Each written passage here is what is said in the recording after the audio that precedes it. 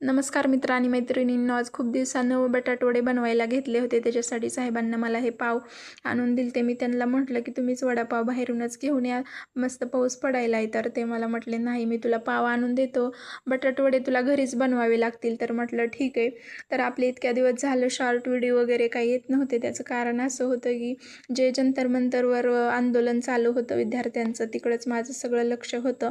आणि माझंच नाही तर तुम्ही पण सगळेजण ते व्हिडिओ पाहता असताना आणि पुढं काय होणार आहे याची सगळ्यांनाच उत्सुकता लागलेली होती.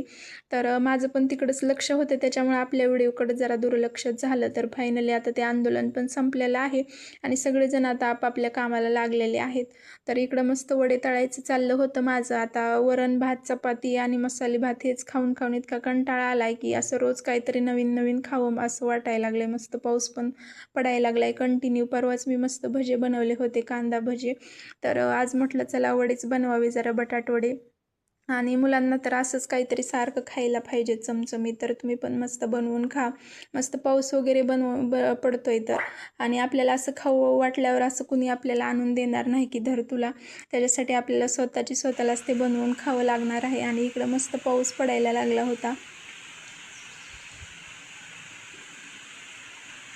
आणि उरलेलं पीठ पण मी हे असं तळून घेऊन त्याची चटणी बनवली होती, मिरची, लसूण आणि मीठ टाकून. तर खूप छान झालं ते वडापाव, सगळ्यांनाच खूप आवडले आणि दीदीला आम्ही इकडं खूप मिस केलं. तर चला भेटूयात पुढच्या मिनी ब्लॉगमध्ये. तोपर्यंत बाय.